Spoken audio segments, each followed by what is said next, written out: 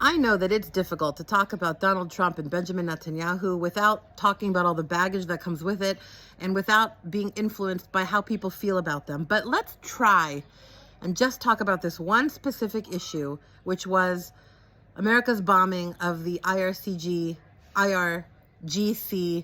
nuclear sites, okay?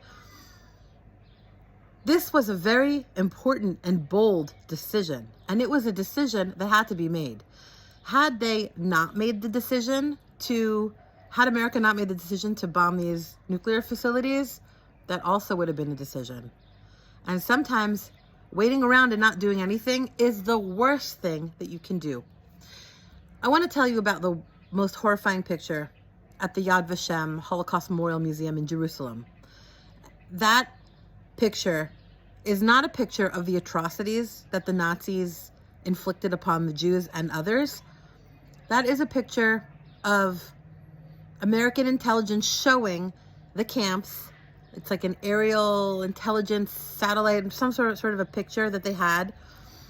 It basically showed that they knew what was happening and they could have stopped it had they gotten involved earlier, but they chose not to get involved. You know, you kick the can down the road, you deal with it later, you stick your head in the sand and pretend it doesn't exist. Had they bombed these death camps while they were being built earlier in the war, millions would have been saved. And that is the equivalent of what happened here. A nuclear Iran would have been devastating for the whole world. And it would have changed all of our lives. All of the Islamist regimes would have fallen in line right behind Iran, the big bully with the big power. Would have had the most powerful weapon in the world. And think about this. This is the most extreme nation in the world. To give them this kind of power and have everybody else fall in line would have been disastrous.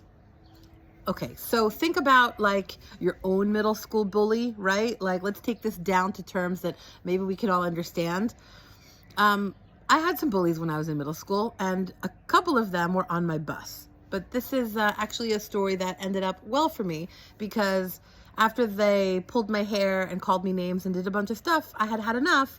And so one day, the one head bully got off the bus, and I kind of kicked the shit out of him, right? It caused a lot of commotion and a lot of upheaval on the bus, right? And all kinds of alliances were all changed after that. A lot of people wanted to get off the bus the next day to see what I would do, but I didn't need to do anything because that bully never touched me anymore. And all of his friend bullies also never touched me anymore. And everything reset on that bus. So it was good for a little while there. Everything is going to reset in the Middle East. Iran not being on the road to having nuclear capabilities is going to reset the entire Middle East. And they're not, the other proxies that were doing Iran's dirty work are not going to feel like they need to stay in line with what Iran is doing. I've talked about this before. This could lead to normalization agreements, which could lead to peace down the road.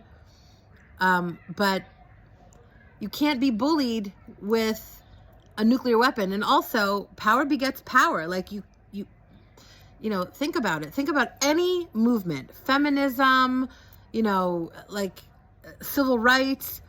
None of that happens by choice. Nobody just says, you know what, I'm kind of a bad person. I want to give you right. Like, that has to be fought for.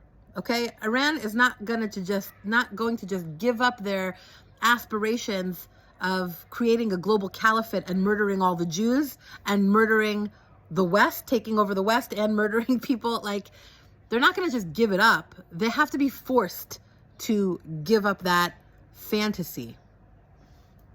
They've been using their proxies to go after the little Satan Israel, and then they're going after the big Satan next. They say it. They say they're going after the Saturday people, the Jews, and then the Sunday people are next, the Christians.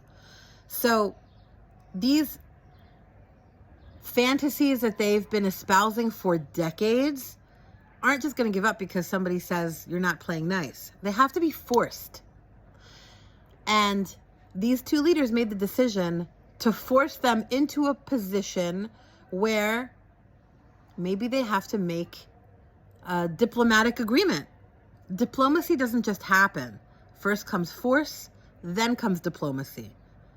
People only make agreements when they have to. You don't give up your power because you want to be nice. And anybody who is like on the left and pushes for humanitarian rights understands this. You should understand this. Don't understand why you can't understand it when it comes to the Jews. But people don't give up their power to be nice.